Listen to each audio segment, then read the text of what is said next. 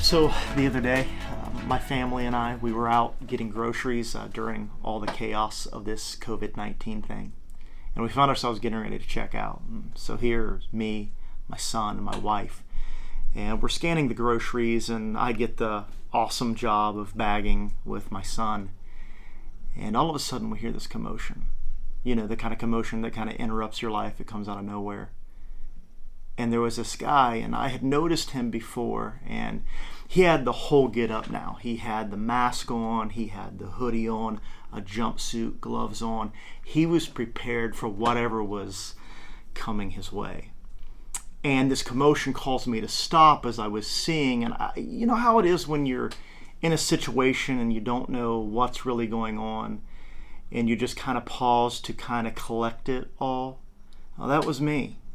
And I was sitting there watching these two individuals kind of almost have this verbal disagreement, this verbal argument. And from what I could get, and it was very crazy, the guy behind the individual with all the masks and stuff he'd coughed. He had just, in the moment, coughed. The guy heard it, and he just lost it. You ever lost it? You ever had moments to where the anger gets the best of you, maybe the fear gets the best of you? And here he is, he's screaming at this guy, telling him, why would you cough in a time like this? And the guy, obviously, he's irritated too because he didn't mean to do it. And he pulls out an inhaler and he's like, I have asthma. And these two fight for a little bit, and we're just kind of sitting there as spectators taking it all in. And that's when it hit me. The guy, he was all decked out and telling of stories of how other people had gone up to his cart and coughed on him in other places. And then he said something that hit me, and he said, I've got a family at home and they all have compromised immune systems. I can barely pay for these groceries. And that's when it hit me. He and I were so much alike.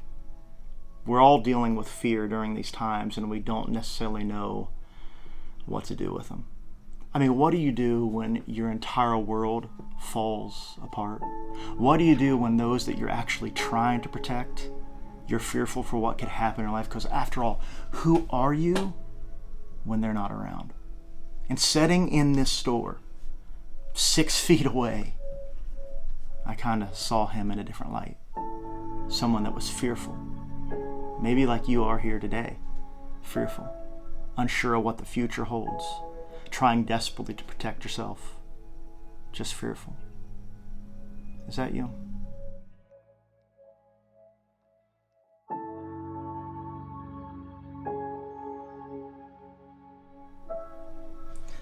So there's a story in the Bible. It's actually found in Matthew, Mark, and John. Luke is the only one that doesn't detail this, but I believe you have to go to the story to see the total scope of what's going on. In fact, before the story that I'm actually going to tell you, what has happened in it is that Jesus has just done something miraculous, an amazing story.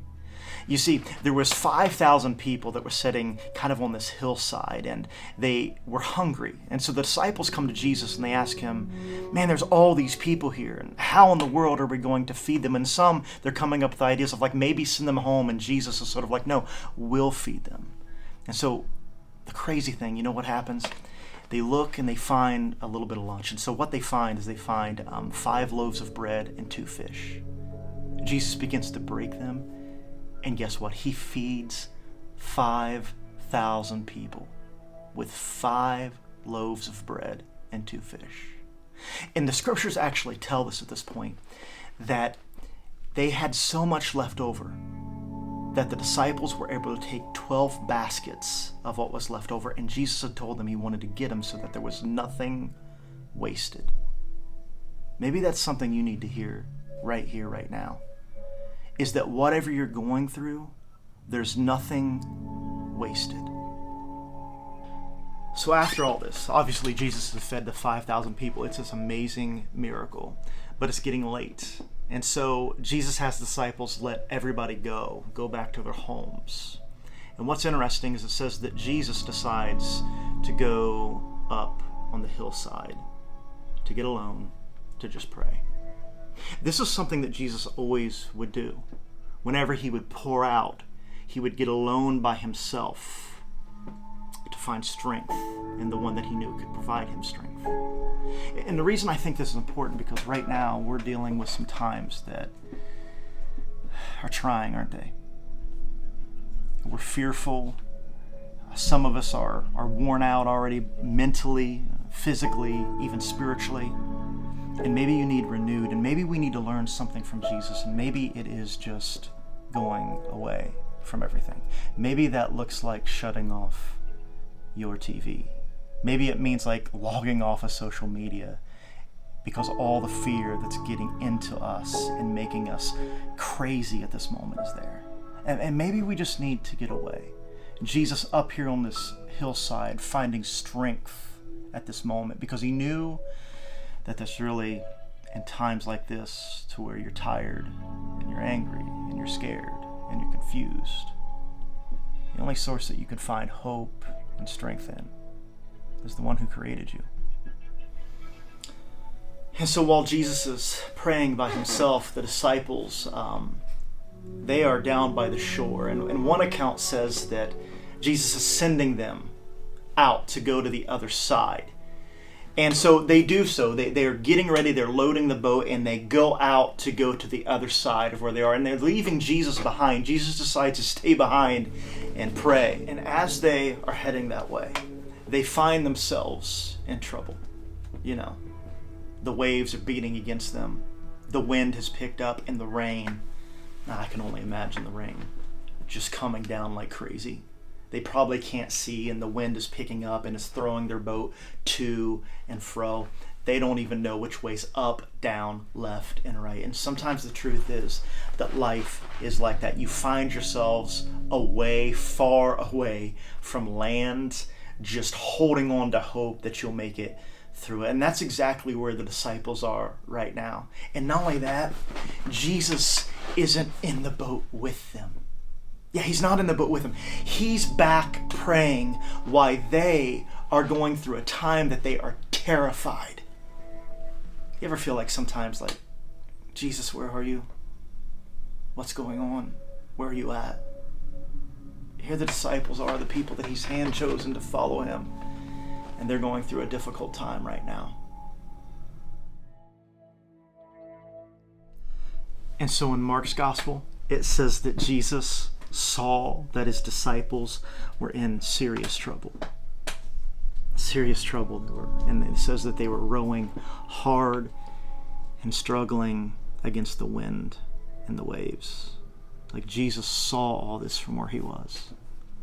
You know what's difficult to understand sometimes is when it is Jesus who seemingly sent them into the storm. He's the one that told them to get into their boat and go to the other side. He's the one that sees them struggling. He's the one that sees that it's the wind and waves that are getting the best of them. In life, sometimes we find ourselves struggling to understand maybe what God is doing or how he's accomplishing his will in this. And we'll all go through those moments in lives. We'll all have things to where we kind of question, like, where are you? Why aren't you in the boat? Like, what are you doing, Jesus? We all have those questions, don't we? Because that's part of life. Life is full of crazy things that we don't understand. Things that we can't quite understand what we want to do with or how to really box it in and make it neat. Because there's just some things, if I'm honest, you can't make neat. And so here they are, they're struggling against these winds and rains, and the boat is going back and forth, and you can imagine the terror that they're having. And then it says that at 3 in the morning, 3 a.m., one of the darkest times that you'll see, they are still fighting this, still trying to make sense, still trying to save themselves. And here's the crazy thing, no matter how much they try, they can't beat the storm. They can't calm it. They can't stop it. Because there's some things in life you have to go through. We don't like to go through some things. But there are some things in life that the only way that you'll learn the lesson The only way that you'll understand what faith is, the only way that you'll understand the power of Jesus and who he is by going through the storm.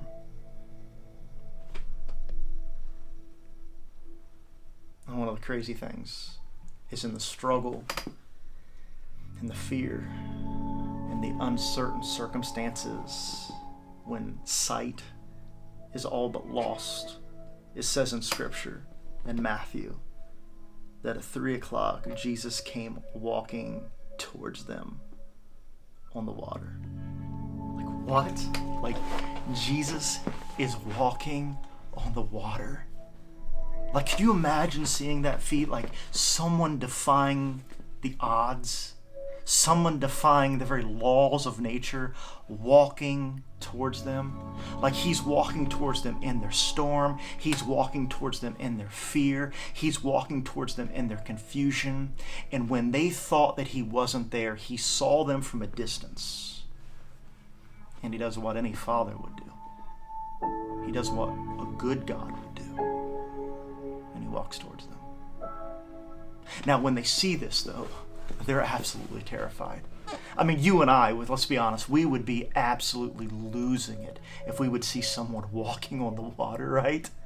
Like, we just don't see that. But scriptures detail this. Jesus defying it, doing the impossible, and that's what he was good at. That's why we put our hope in him. Is because when we can't do something, when no matter how hard we row the boat, no matter how much we try to save ourselves, and we fall so short, don't we? I need a God that walks on what I'm afraid of. I need a God that can walk towards me when I can't get out. I need a God that can save me when I can't save myself. And they're terrified because what they actually think, they were very superstitious in these times, so they actually thought that the bodies of sea and the oceans and stuff like that, so what happened is people would go out on these things and they would never come back. You know, shipwrecks and stuff like that were very common, so they had these ideas that this was almost like an entryway or a portal to the underworld. And so they actually thought that they were dying. And so they thought that they were seeing a ghost. Like Matthew tells us this in his account of it, that they think it's a ghost, and so they're absolutely terrified, right? And with reason, we can understand that. And in them being afraid and terrified, Jesus says something that's beautiful, and I think it's something that we need to hear today. You know what he says? Don't be afraid. Don't be afraid. If there's ever a time that we need to hear, don't be afraid, it's right now. And so maybe if we could pause for a second, even right here, I want to let you know, don't be afraid. And Jesus is walking towards you in your fear. Jesus is walking towards you in your doubt and your confusion. He is coming towards you because you're in a situation to where you yourself, you don't know what to do. And in those moments, that's when your cry out for help meets his ear. And the nice thing about Scripture that I love, and what it tells us time and time again about this God that we serve, is that he hears the cries of his people.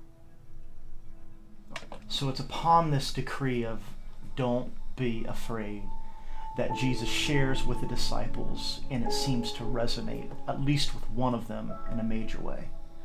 It's this disciple of his named Peter. He's sort of this loudmouth, kind of stick his foot in the mouth a lot of times, just like maybe you and I can be. And upon hearing this, he sees Jesus and he says, "If that's you, Jesus, tell me to come to you." Such this amazing feat of faith. And Jesus tells him, he says, "Come." And so what does Peter do? He chooses to defy the very laws of nature too. with every ounce of courage and faith in the midst of this storm that's still rocking to and fro, having the waves and having the boat going back and forth. He puts one foot over and it touches the water. Then he takes the other one. Now he's completely outside of this boat. Locked eyes on Jesus. And to my surprise as I'm reading this, and to your surprise as you're hearing this, he walks on the water towards Jesus. Completely amazing. One step in front of the other, going directly towards Jesus. Peter is walking on water just like Jesus.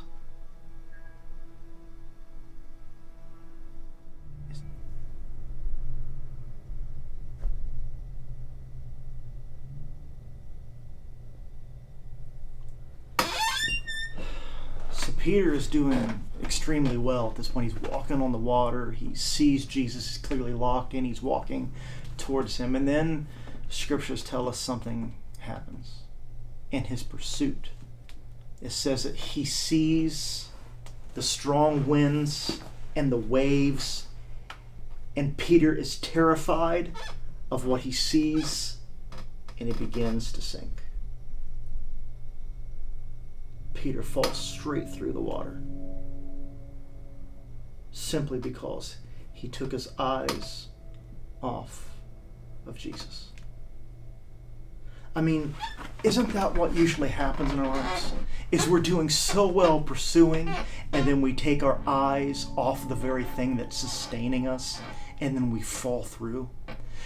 Trying desperately to save ourselves, frantically throwing our hands up, trying to just swim, keep our head above the water, unsure as we're gargling this salt water. Can you imagine Peter in this moment? He had enough faith to step out, but it's a whole different reality when the security blanket in the boat of what you had is now at a distance from you, and now you're in the middle, and you're realizing that you're doing something that is dangerous. You realize that you're doing something that doesn't make sense. You're realizing that you're doing something that is against every bit of physics that you know that you don't possess or that you can't overcome.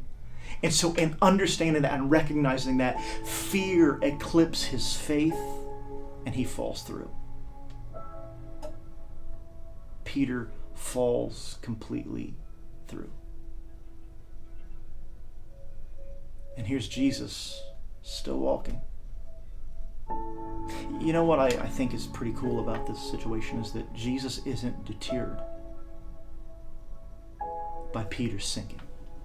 He isn't deterred by him falling through the water. He isn't deterred by his lack of faith. He still walks towards him. I think what's amazing is that Jesus still continues to walk towards us even when we fall through. He still reaches out to us even while we're struggling. He still walks towards us and picks us up of whatever it is that's trying to drown us. And there was one question that he had for Peter. He made this statement. He said, "You of so little faith, why did you doubt?" Which really is the question for all of us, isn't it? Why did we doubt that Jesus could sustain us in the storm? The truth of it is that Peter took his eyes off of Jesus because the storm became bigger in his eyes than Jesus walking on the water. You see, what he needed to see was that no matter how big the storm was, or how raging it was, or how much wind and rain was hitting him, it didn't deter Jesus. It didn't stop Jesus. It didn't put Jesus at risk. He was still walking on top of it. You see, what ended up happening was Peter was banking on his own ability, and his ability fell short. But you know whose didn't fall short? Is Jesus' ability. Because Jesus is strong enough to save. Jesus is strong enough to walk. And so Peter, he's drowning. He's trying to come up for breath. And Jesus goes over and picks him up. And it says this, that he asks him all these things, and he walks him back to the boat. He walks him back into the boat. A way that I love this, that I think we need to look at today, is I've heard this pastor say it this way. He said that Jesus walks on top of what I drown in. And maybe you need to hear that today, that through this fear, through the things that you don't know what you're doing, through sort of like this quarantine and social distancing, that Jesus is still in control. And regardless of where you are right now, it's going to be okay. He will find you in the storm when you can't see a way out. He will find you in the storm when the water is above your head. He will find you in the storm when you're afraid and terrified. He'll find you. And not only will he find you, he'll walk you back to safety and calm the storms of your life. Because it says that after he got in the boat, the storm quit. In moments like this, it's assuring to me that we serve a God that doesn't stay off in the distance and watch as we struggle. But we serve a God who walks towards us in our struggle, in our storms, and calms it for us, saves us in it. One thing I love is that there's no storm too big for Jesus. You need to know that. You need to know that today. Maybe a question for us to ask today is, why do you doubt? I mean, do you see the storms more than anything else? Is it the storms that occupy your vision? Is that why you doubt? I mean, aren't you tired of the struggle? Aren't you tired of being afraid of all the storms? Aren't you tired of all the rumors and the gossip and the misinformation? Aren't you tired of being just terrified? Maybe what we need to be is maybe more like Peter. Maybe one thing that we can learn from Peter in all this is that there are moments to where we can't save ourselves. It doesn't matter how hard you kick or move your arms. You're helpless against some of these storms that you will face in your life. And one thing that I could see from Peter is that even in that moment, he is crying out, Jesus, save me. He understands that there's only one person in that situation, in that storm, that can do anything about it. His trust, even though he's sinking, is in Jesus. So today, may you put your hope in Jesus. May you choose to see the one walking on the water instead of just seeing the water. May you be someone that always understands that Jesus will catch you. May you always understand that he will walk towards you. And may you always understand that he walks on top of what you sink in. Because that is the story of hope. That is the story of Jesus. That he can take someone like you and I and all of our fear and all of our panic, all of our pain, all of our hurt, and he can take us out of what it is that's captured us and frustrated us and causes us to fear and help us walk again. So today, may you find hope and peace in that as we go through these unprecedented times, and understanding that even through all of this, he is still in control. It's going to